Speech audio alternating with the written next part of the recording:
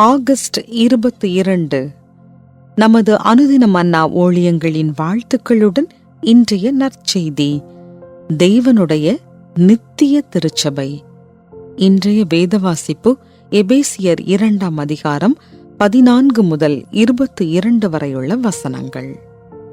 எப்படியெனில் அவரே நம்முடைய சமாதான காரணராகி இருதிறத்தாரையும் ஒன்றாக்கி பகையாக நின்ற பிரிவினையாகிய நடுச்சுவரை தகர்த்து சட்டத்திட்டங்களாகிய நியாயப்பிரமாணத்தை தம்முடைய மாம்சத்தினாலே ஒழித்து இருதிறத்தாரையும் தமக்குள்ளாக ஒரே புதிய மனுஷனாக சிருஷ்டித்து இப்படி சமாதானம் பண்ணி பகையை சிலுவையினால் கொன்று அதனாலே இருதிறத்தாரையும் ஒரே சரீரமாக தேவனுக்கு ஒப்புரவாக்கினார். அல்லாமலும் அவர் வந்து தூரமாயிருந்த உங்களுக்கும் சமீபமாயிருந்த அவர்களுக்கும் சமாதானத்தை சுவிசேஷமாக அறிவித்தார். அந்தபடியே நாம் இருதிறத்தாரும் ஒரே ஆவியினாலே பிதாவினிடத்தில் சேரும் ஸ்லாக்கியத்தை அவர் மூலமாய் பெற்றிருக்கிறோம். ஆகையால் நீங்கள் இனி அந்நியரும் பரதேசிகளுமாயிராமல் பரிசுத்தவான்களோடே ஒரே நகரத்தாரும் தேவனுடைய வீட்டாருமாயிருந்து அப்போஸ்தலர் தீர்க்கதரிசிகள் என்பவர்களுடைய அஸ்திபாரத்தின் மேல் கட்டப்பட்டவர்களுமாய் இருக்கிறீர்கள். அதற்கு இயேசு கிறிஸ்துதாமே மூலைக்கல்லாய் இருக்கிறார்.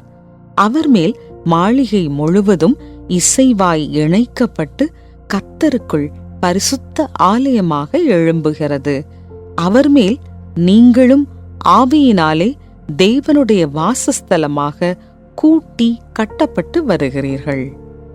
குறிப்பு வசனம்: பாதாளத்தின் வாசல்கள் அதை மேற்கொள்வதில்லை. மத்தேயு 16:18. ஞாயிறு ஆராதனை முடிவடையும் போது 2 குழந்தைகளுடன் எங்கள் தேவாலயத்திற்கு வந்த ஒரு இளம் தாய், சபை ஆராதனை முடிந்துவிட்டதா என்று கேட்டார். சபையின் வரவேற்பறையில் நின்று கொண்டிருந்தவர், அருகாமையில் ஒரு திருச்சபை இருக்கிறது, அங்கே 2 ஆராதனைகள் நடைபெறுகிறது, நீங்கள் அங்கே கடந்து செல்லலாம் என்று அவளை வழி நடத்தினார். அங்கு செல்ல வாகன வசதியை விரும்புகிறீர்களா என்று கேட்க அந்த இளம் தாய், ஆம், அந்த திருச்சபைக்கு என்னை கொண்டு போய்விட்டால் நான் நன்றியோடு இருப்பேன் என்றாள்.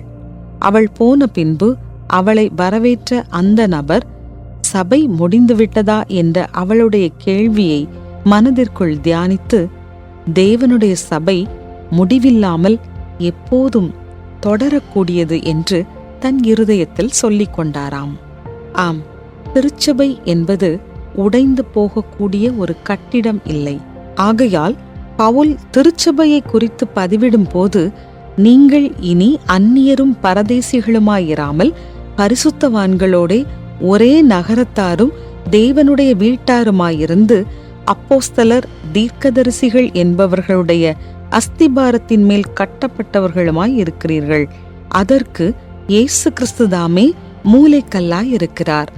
அவர் மேல் மாளிகை முழுவதும் இசைவாய் இணைக்கப்பட்டு கர்த்தருக்குள் பரிசுத்த ஆலயமாக எழும்புகிறது.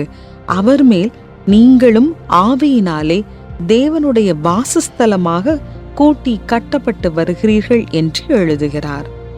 இயேசு தன்னுடைய திருச்சபையை நித்தியத்திற்காய் ஸ்தாபித்திருக்கிறார்.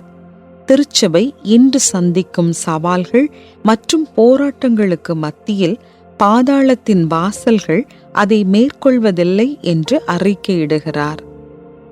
இந்த ஊக்கப்படுத்தும் கண்ணாடி வழியாக சபையிலே கிறிஸ்து இயேசுவின் மூலமாய் தலைமுறை தலைமுறைக்கும் சதா காலங்களிலும் மகிமை உண்டாகும் பொருட்டு திருச்சபையையும் அதிலுள்ள அங்கத்தினர்களையும் நாம் பார்க்கலாம். உங்களுடைய ஸ்தல சபையில் இருக்கும் எது உங்களை பெருமைப்படுத்துகிறது? தேவனுடைய உலகளாவிய திருச்சபையின் வளர்ச்சிக்கு நீங்கள் எந்த விதத்தில் பங்காற்றுவீர்கள்?